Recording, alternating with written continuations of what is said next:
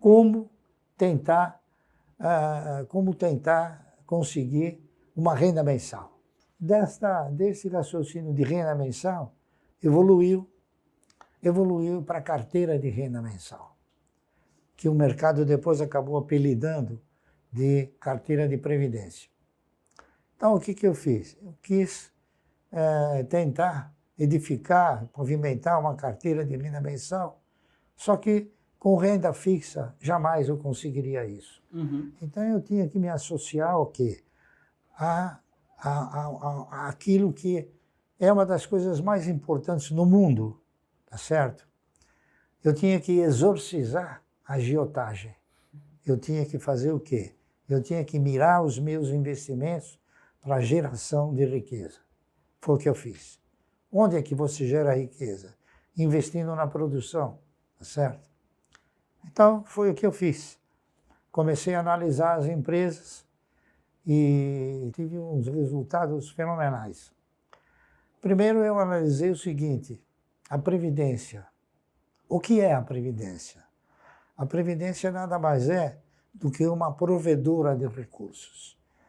Ela disponibiliza uma parte daquilo que o cidadão trabalhou durante muitos anos, interpretando-se que aquilo que ela está provendo para o indivíduo, ele tem condições de se manter, coisa que não tem. Muito bem. Eu em 1970 e 71, edifiquei, construí, pavimentei essa carteira chamada Carteira de Renda Mensal. Ao projeto eu dei o nome de Ações Garante o Futuro, não é isso? E foi. Hoje, eu modificaria o nome do projeto. Por quê? Porque hoje já não é mais esperança. Então, hoje eu colocaria o nome assim, Ações Garantem um Ótimo Futuro. Poxa, excelente nome. Excelente certo? nome, Márcio. É isso aí. Concluí.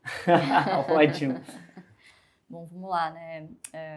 Muitos dizem que tudo que ele construiu se deve ao fato de ele ter sido pioneiro, de ter comprado ações a centavos, né? Entretanto, as pessoas se esquecem do nível de dificuldade que se tinha em investir naquela época. Então, você tinha uma assimetria de informações muito grande, você tinha um custo operacional maior. Então, quer dizer, para você descobrir uma jogada como essa, que é lucrativa, você tinha que ter acesso ao diário oficial, ler milhares de documentos, né? Hoje, tudo a gente vive na era da informação, é tudo muito mais fácil. Então, hoje a tecnologia permitiu a democratização, né? O acesso dos investidores pessoas físicas. Acho que nesse último ciclo de queda de taxa de juros, né, houve o interesse do brasileiro que se viu obrigado a tomar um pouquinho mais de risco, Sim. a diversificar os seus investimentos e olhar para a renda variável de uma outra maneira, né? E eu acho que isso tem muito a ver também com essa nova onda de influenciadores, de educadores digitais, né? A internet é um grande palco, obviamente que algumas pessoas se aproveitam disso e acabam desvirtuando, mas acho que tem muitas pessoas fazendo um trabalho bem legal, acho que principalmente de conscientização, né? Investir é uma tarefa que é uma jornada, né? Não é uma corrida de 100 metros, é uma maratona, né?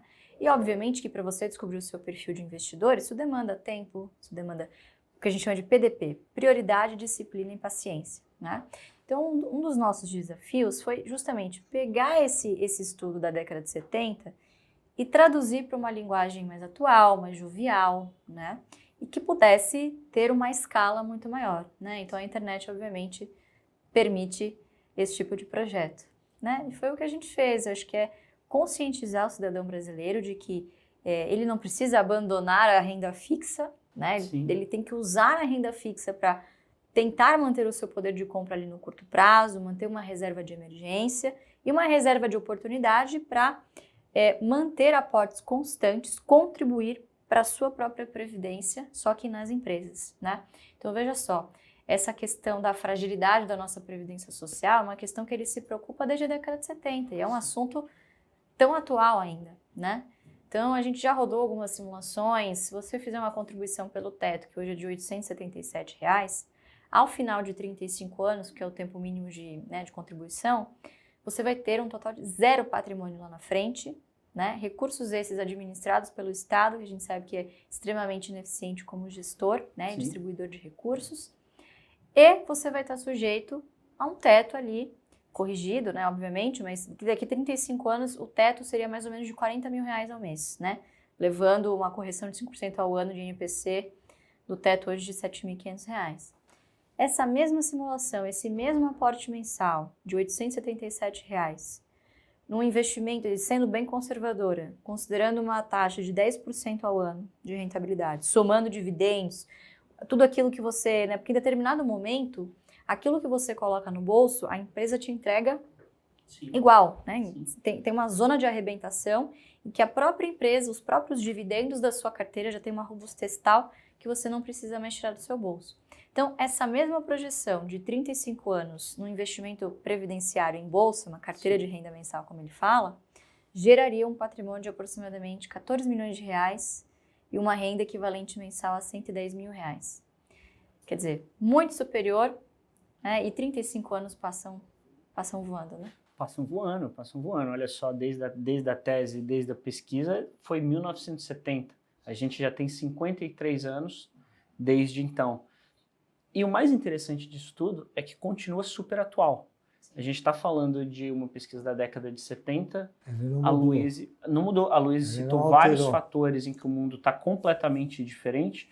A gente tem uma simetria de informação menor, a gente tem a pessoa física podendo acessar a Bolsa de Valores de maneira mais simples, mas continua válido, né, Bassi? O que mudou foram os valores. A grande realidade é essa. Na ocasião, nós detínhamos, não é isso? Recursos provenientes dos dividendos, recursos menores, é claro, porque a posição era menor. Então, existe também uma coisa, existe um aprendizado do mercado. Nós concentramos o nosso direcionamento, a nossa filosofia, a busca por novas oportunidades e por novos valores, sempre no mercado. E o mercado nos ensina coisas incríveis que a maioria não quer escutar e não quer. Por exemplo, a Klabin me ensinou uma coisa que eu falo para todos e que as pessoas não conseguem avaliar essa simetria. A Klabin me ensinou que dividendo você ganha por quantidade possuída, não por valor aplicado. Sabia disso? Sim. O mercado não sabe disso. O mercado fala, dividendo, mas o que é valor aplicado? Entendeu? O que é quantidade possuída? Não é isso? Então o mercado me ensinou isso. Me ensinou, eu apliquei no projeto. E aplico no projeto. Então a Klabin, ela paga um dividendo assim. E eu recebo isso de dividendo. Por quê? Porque eu tenho isso de ações. Então ela me ensinou. E a gente tem que fazer isso. A função de uma instituição brasileira que se preze com vocês é justamente isso. É tentar mostrar para o indivíduo algo que vai lhe causar benefício, não malefício. Tá certo? Sim. E esse é o meu legado. Esse é o legado que eu quero deixar. Esse é o projeto que eu quero desenvolver. Eu gostaria que nós fôssemos uma instituição que ensinasse a todos como conseguir um conforto financeiro. Tá certo? Exato. Para ser um vitorioso é preciso você se dedicar, é preciso você analisar estratégias, é preciso você seguir parâmetros, ser disciplinado e ter paciência. Sem dúvida, sem dúvida. Eu acho que... Essa é a minha mensagem. Eu diria que tudo é uma questão de você desenvolver e até, eu diria, radicalizar um foco. Então, qual foi o meu foco? Eu quero ter uma carteira de renda mensal. Eu vou, claro, brigar com unhas e dentes para alcançar essa carteira de renda mensal. Agora, o que eu preciso para chegar nela? Eu preciso o quê? Eu preciso estabelecer uma prioridade. Qual é a minha prioridade? A minha carteira de renda mensal. Tá certo? Então, estabelecendo essa prioridade, tudo aquilo que aparece para mim comprar, para mim desenvolver, eu pergunto, É minha prioridade? Não, então não quero. Tá entendendo? Então, o Tem meu que saber foco, dizer não, né? o meu foco é um foco radicalizado. É o foco da carteira de renda mensal. Por quê? Porque se eu quero formar uma carteira de renda mensal, por que eu vou vender? Senão eu não tenho, se eu vender, não tenho mais a renda mensal. São perguntas que a pessoa tem que se fazer a si própria e não ter esse desvio de conduta. Então, o que aconteceu? No instante em que eu cheguei e determinei, esta é a minha prioridade. Naquele instante, sem saber, eu estava desenvolvendo uma nova machadada, diria, né? Uma nova postura dos meus valores. Por quê? A partir daquele momento eu comecei a administrar os meus egos, porque a minha coisa importante era aquilo. Até que chegou uma hora que eu controlei meus egos. Tá entendendo? Eu não faço nada se não analisar profundamente. Tá entendendo? Então, a prioridade acabou me ajudando em outros valores também. Acabou me ajudando em administrar os egos e controlar os egos. Então, eu sempre penso de uma forma, não é única, mas minha de pensar, não é? Por exemplo, se eu posso ter um veículo que me leva, que me traga com conforto, não é? Por que eu tenho que depositar meu dinheiro para Mercedes-Benz? Fica comigo. Tá entendendo? Claro. A Mercedes-Benz não tem a minha grana. Então, quer dizer, o ego das pessoas é que às vezes fazem a pessoa a entrar no buraco, a entrar numa circunstância. É claro, hoje o mundo ele está constituído de uma forma tal que você está sistematicamente sendo assim compilado, sendo seduzido, faça isso, faça aquilo, faça outro. Então, o que eu aprendi também? Eu não vou ser um patrocinador. Uhum. Por quê? Eu não quero patrocinar nem a Mercedes, nem a Porsche. Eu quero patrocinar a minha carteira. Então, Excelente. eu dei essa exclusividade para a carteira. E isso não é uma neurose, tá entendendo? Não é uma neurose, é uma postura. Uhum. Tá certo? É. E com essa postura, então, você alcança o teu objetivo. Sim. Porque não adianta você estabelecer uma regra e estabelecer um objetivo lastreado em metas e ir abandonando no meio do caminho. Se precisar. Então, eu faço isso até hoje. Só que hoje, nós fazemos com valores muito mais agregados, é claro, né? Mas com o mesmo sentimento de antes. Tá certo? Sim. Com o mesmo sentimento, com a mesma postura, com a mesma assim, eu diria, humildade, tá entendendo? E é isso aí. Então, essa é a minha história. Se eu pudesse sintetizar um pouco do que ele disse, né? O investidor pessoa física ele tem alguns desafios. O primeiro deles é a falta de conhecimento básico de finanças pessoais. Sim. Então, para você ter a renda passiva, obrigatoriamente você tem que ter a renda ativa, suplantando esses aportes mensais e constantes ao longo do tempo, certo? O segundo desafio, ele está aqui, é mental, né? E ele tem que, obviamente, passar por diversas tentações que as próprias instituições financeiras, que o próprio mercado colocam para esse investidor, como a gamificação, estímulo ao jogo, né? Tudo isso estimula um comportamento muito mais de jogatina do que propriamente de investimento a longo prazo. Então, a gente gosta de sintetizar a estratégia dele com algo muito simples, tá? Você, quando está na bolsa, você está simplesmente escolhendo de quem você vai ser sócio, pelo maior período possível, né? Então, o que a gente procura aqui? Comprar boas ações de boas empresas a bons preços que paguem bons dividendos. E essas condições, elas são atemporais e você pode usar em qualquer mercado do mundo. Não conhece limites geográficos.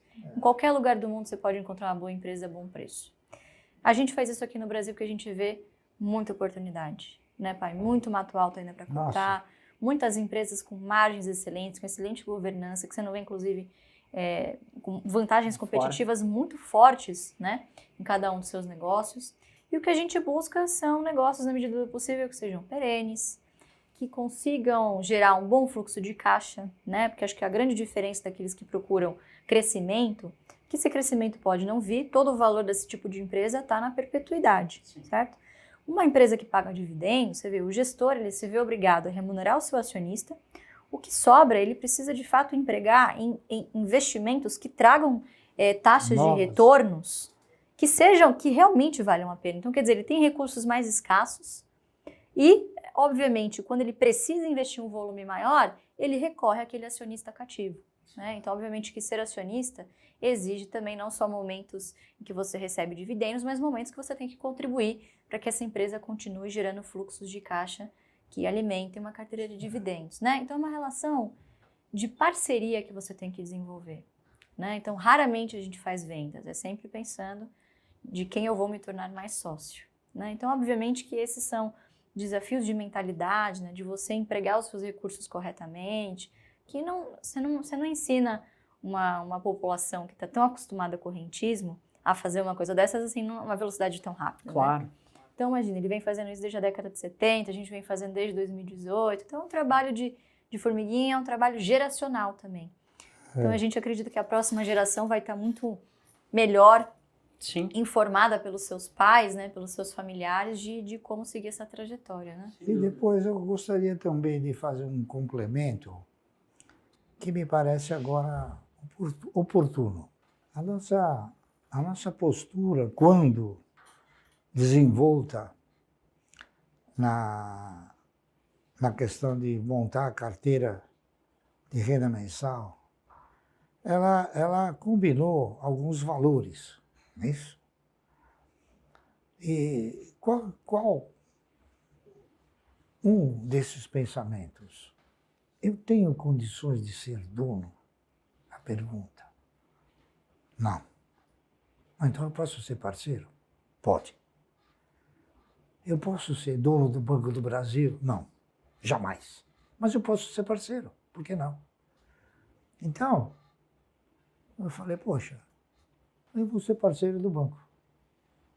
Hoje eu sou o maior acionista pessoa física do banco, você acredita?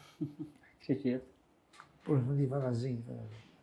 Então, por que o camarada não pode ser parceiro? Então, isso daí estimulou em mim uma postura seguinte. Eu não quero ser um acionista minoritário. Eu quero ser um pequeno dono. Tá entendendo? Eu quero mudar a minha posição. É pequeno dono. Eu sou um pequeno dono. Tá entendendo? Por quê? Porque o dono não vende as ações. E o pequeno dono também não tem que vender. Tá certo? Ele compra. Então, e outra coisa, você tem que associar a evolução da carteira de renda mensal à evolução da quantidade de ações. Então, isso é mais do que óbvio, né? Só que as pessoas, às vezes, não analisam com profundidade. Então, observando esse critério de querer ser pequeno dono, por exemplo, hoje eu sou um pequeno dono da Klabin. Você conhece a Klabin? Claro. Uma das maiores empresas do país. Né? Uma empresa que ostenta a direção que este país precisa. Ela investe na geração de riqueza. Ela gera riqueza, ela faz essa riqueza circular e distribui essa riqueza. Está entendendo? Tomara muitas empresas tivessem a filosofia que tem hoje a Klabin. E assim sucessivamente. Então eu sou um pequeno dono da ES Brasil, sou um pequeno dono da Suzano, sou um pequeno dono do Banco do Brasil. Aliás, do Banco do Brasil, sou o maior acionista pessoa física. Sou um dos maiores acionistas do Banco Santander, pessoa física. Tudo não é pessoa física. Sou um grande acionista, talvez, não sei, não é por uma miragem e nem por uma visão, mas sou um grande acionista de uma empresa chamada Unipar. Tenho 20% das ações, sou vice-presidente do conselho de administração e não quero outros, tá entendendo? A ação da qual a gente participa custa R$ 70 no mercado, em função do quê? Em função do direcionamento e da diretriz que você coloca na empresa, que o dono é um grande camarada, um amigo, né? E um camarada que conhece, sabe e gosta de investir, acha que tem que se investir nesse país.